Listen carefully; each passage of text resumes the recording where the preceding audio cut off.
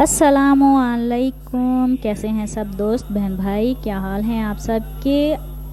अक्सर मैं सोचती हूँ, हो सकता है आप भी ये चीज़ें सोचते होंगे, किसी ना किसी तरह आपके माइंड में सवाल भी आते होंगे कि आखिर ऐसा क्या है कि अल्लाह के नबी हमारे लिए किस कदर अहम और कितने अजीम हैं, ऐसा क्यों है। इस टॉपिक पर बहस करने से पहले जो चैनल पे नए हैं वो चैनल को सब्सक्राइब कीजिए और बेल के बटन को क्लिक कीजिए ताकि हर नई आने वाली वीडियो आप तक पहुंच सके।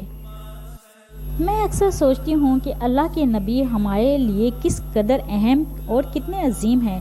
कहते कि इंसान की सराशत नहीं बदल सकती, मगर यहाँ मिजाज बदल जाते हैं। 1400 बरस पहले के एक अनदेखे शख्स के महज एक ख्याल पर कितने ही लोग हैं कि खुराक का बेहतरीन ज़ौक़ और शख्सियत में रचा हुआ है, मगर जब मालूम होता है कि रसूलुल्लाह सल्लल्लाहु अलैहि वसल्लम ने कभी कद्दू सामने पड़े बर्तन में तलाश करके खाए थे, इन्हें इस बेजायका सब्ज़ी में लज्जत दिखाई देने लगती है और वो इसे भी ना खाएं तो क्या फ़र्क पड़ता है। मगर एक कशिश है जो यूं ही उभरने लगती है। दस्तरखानों में बेहतरीन पकवान मुंतखब करने वाले जब खजूर और सिरके को भी इस रग़बत से खाते हैं तो कहें इससे मोहब्बत महसूस होती है। कितने लोग होते हैं कि ख़ानदानी गुस्सा और अज़ली दबदबा रग़ब में ऐसा बसा होता है, मगर जब मालूम होता है कि किसी कदीम ज़माने में समंदर पार दूर किसी जजीरे पर कोई शख्स बहुत नरम और बहुत पोलाइट यानी कि बहुत नरम तबीयत के थे, इनके लहजे में न जाने एक ठहराव सा उतर आता था। लोग फ़क्त इसके नाम पे बरसों पुराने झगड़े छोड़ देते हैं। ये नाम आता है तो बुलंद आवाज़ें होती हैं, अचानक मुहद्दम हो जाती हैं। कितने ही लोग होते हैं कि इन्हें अपनी फैली ज़मीनों और वसी कारोबार के लिए बेटे की शदीद तमन्ना होती है, मगर जब इंतज़ार के बाद बेटी घर में आमद होती है तो चेहरे की रोशनियाँ बेताब होने लगती हैं।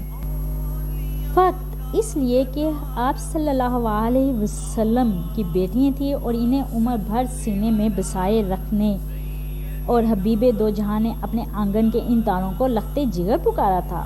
लोगों के लिए बहुत कुछ होता होगा, मगर हमारे पास फ़क्त अपने रब है, यानी कि हमारा रब है और एक इसका रसूल है। हम लोग तो इस नाम पे बिके हुए हैं, हमें इससे शरफ के बाद तो कुछ चाहिए भी नहीं। मैं अक्सर सोचती हूँ कि अल्लाह के नबी सल्लल्लाहु अलैहि वसल्लम ने कितने गम उठाए थे। माँ बाप को जो बचपन ही में खो दिया था, ये अलम वही जान सकता है जो कफन से भारी होते हैं। और हमारे नबी सल्लल्लाहु अलैहि वसल्लम अपने 3 कम सन बेटों की लाशें उठाए थे।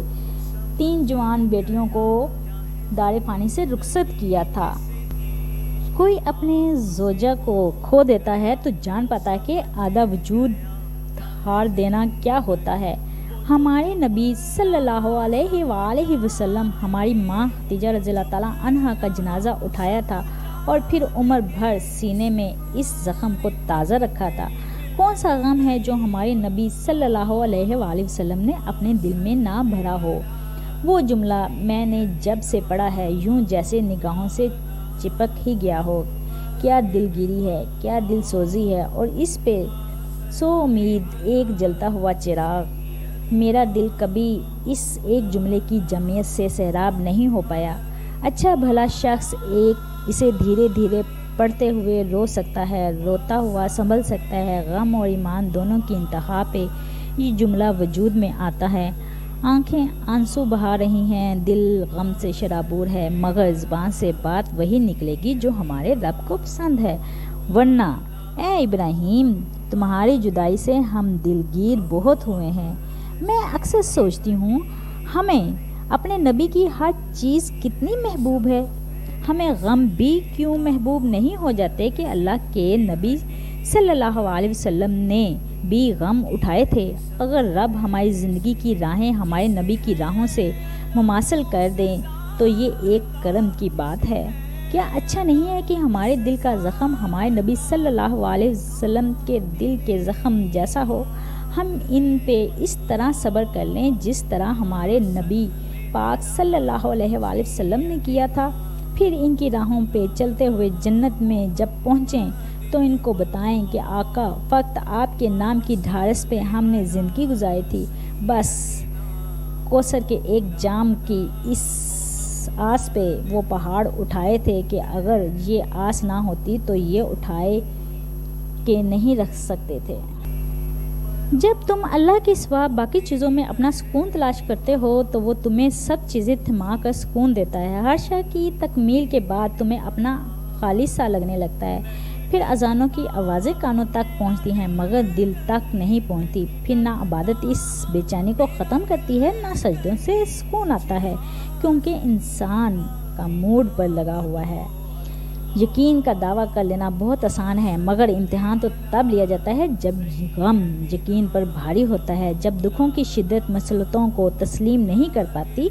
پھر سب حاصل کر کے بھی تم بے بس ہو جاتے ہو، پھر ہر خوشی تمہیں اداسی لگنے لگتی ہے۔ پھر اللہ تمہیں بتاتا ہے، میں ہوں تو سب میں نہیں ہوں، کچھ نہیں ہوتا۔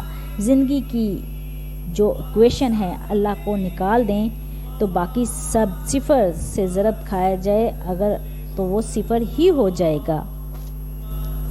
یہ تو بس ہمارا خدا ہے جو ہمیں عطا کرتا ہے اور ہماری طلب کو ختم کرتا ہے، ٹوٹے ہوئے دل کو تسلی دیتا ہے۔ اللہ کو پکارو، کبھی واپس نہیں موڑتا۔ انسان کی محبت ٹوٹ جاتی ہے لیکن اللہ کی محبت اس مضبوط کرتی ہے۔ ایسے میں جب بندہ دعا کرتا ہے تو آمین کہنے سے پہلے اللہ فرشتوں کو حکم دیتا ہے کہ میرے اس بندے کی چاہت قبول کر لی جائے۔ سکون تو بس اسی میں ہے، بے شک اللہ اس چیز کو بہتر جانتا ہے۔ اگر میرا یہ ٹاپک آپ کو پسند آیا ہو تو جاتے ہوئے اچھا سا کمنٹ ضرور کرتے جائیے گا اور دعاؤں میں یاد رکھیے گا۔ جو چینل پہ نئے ہیں وہ چینل کو سبسکرائب ضرور کیجیے گا اور بیل آئیکن کو ضرور پریس کیجیے گا تاکہ ہر نئے آنے والی ویڈیو آپ تک پہنچ سکے۔ اللہ حافظ۔